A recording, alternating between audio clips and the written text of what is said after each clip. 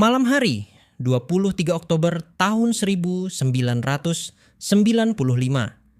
Waktu menunjukkan sekitar pukul 10:35 di stasiun Cibatu, Jawa Barat, sebuah kereta api ekonomi bernama Galuh sedang berhenti di jalur 2. Kereta ini membawa sekitar 300 penumpang dengan tujuan akhir stasiun Banjar. Seharusnya setelah berhenti di Cibatu, kereta Galuh akan melanjutkan perjalanan menuju beberapa stasiun berikutnya. Namun malam itu sesuatu yang tidak terduga terjadi. Masinis menyadari adanya masalah pada lokomotif. Salah satu sistem tidak berfungsi dengan baik. Pemeriksaan segera dilakukan dan hasilnya cukup mengkhawatirkan. Terjadi kerusakan pada sistem rem di beberapa gerbong. Kerusakan ini jelas berbahaya.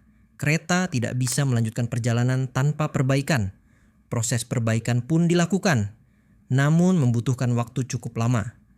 Akibatnya, jadwal kereta Galuh mengalami keterlambatan. Dan seperti efek domino, jadwal kereta lain juga ikut terganggu. Tidak lama kemudian datang kereta api lain. Kereta api ekonomi Kahuripan. Kereta ini berhenti di jalur 3 dengan tujuan akhir Kediri, Jawa Timur. Menariknya, kedua kereta ini memiliki rute yang sama melewati stasiun Banjar. Melihat kondisi tersebut, muncul sebuah keputusan. Kereta Galuh dan Kahuripan akan digabungkan. Tujuannya sederhana, agar perjalanan tetap berjalan tanpa keterlambatan lebih jauh. Rencananya, kedua kereta akan berjalan bersama hingga Banjar. Setelah itu, akan dipisahkan kembali. Namun, keputusan ini diambil dengan satu masalah besar. Perbaikan kereta Galuh belum benar-benar dipastikan aman. Rem yang sebelumnya rusak, tidak diuji ulang secara menyeluruh. Keputusan ini menjadi awal dari sebuah tragedi. Proses penggabungan pun dilakukan. Lokomotif Galuh dilepas, gerbongnya dipindahkan dan digabung dengan rangkaian Kahuripan. Total menjadi 13 gerbong. Dengan 2 lokomotif, satu di depan dan satu di tengah rangkaian. Pukul 11:38. Kereta gabungan ini berangkat dari stasiun Cibatu. Awalnya perjalanan berjalan normal. Kereta melaju dengan kecepatan sekitar 40 km per jam. Namun situasi berubah ketika memasuki jalur menurun. Penumpang mulai merasakan sesuatu yang aneh. Kereta melaju semakin cepat, tidak terkendali. Beberapa penumpang mulai panik. Mereka berteriak meminta kereta dihentikan. Beberapa petugas kereta Galuh yang berada di belakang pun menyadari hal tersebut. Kecepatan terus meningkat, mencapai lebih dari 100 km per jam, hampir 3 kali lipat dari kecepatan normal. Masinis mencoba mengerem, namun rem tidak berfungsi.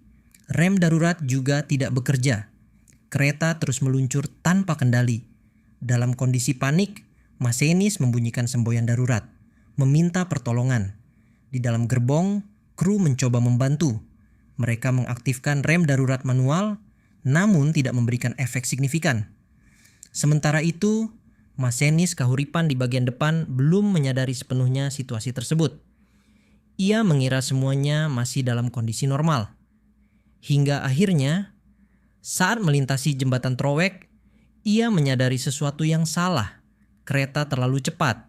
Ia mencoba mengerem, namun sudah terlambat. Kereta keluar dari rel dan menghantam tebing di depannya. Benturan terjadi dengan sangat keras. Beberapa gerbong terguling ke jurang. Sebagian lainnya tersangkut di jembatan. Kepanikan terjadi. Penumpang berteriak. Sebagian mencoba menyelamatkan diri. Namun kondisi gelap membuat situasi semakin berbahaya. Beberapa penumpang yang melompat justru terjatuh ke jurang. Dan ada yang tercebur ke sungai di bawahnya. Warga sekitar akhirnya datang membantu, membawa senter, dan mulai melakukan evakuasi. Proses evakuasi berlangsung sulit. Medan yang curam dan gelap memperlambat proses. Butuh waktu lebih dari 16 jam untuk mengevakuasi seluruh korban. Tragedi ini menewaskan sekitar 20 orang, dan ratusan lainnya mengalami luka-luka. Investigasi kemudian dilakukan. Hasilnya menunjukkan 2 faktor utama, kegagalan teknis dan kelalaian manusia. Rem kereta Galuh tidak berfungsi dengan baik dan tidak dilakukan pengecekan ulang setelah perbaikan.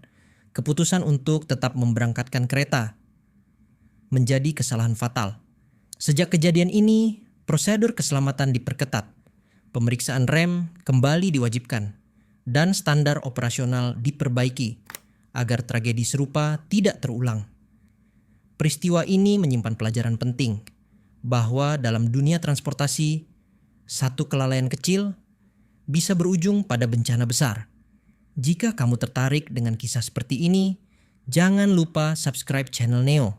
Aktifkan lonceng notifikasi agar tidak ketinggalan cerita berikutnya. Terima kasih dan sampai jumpa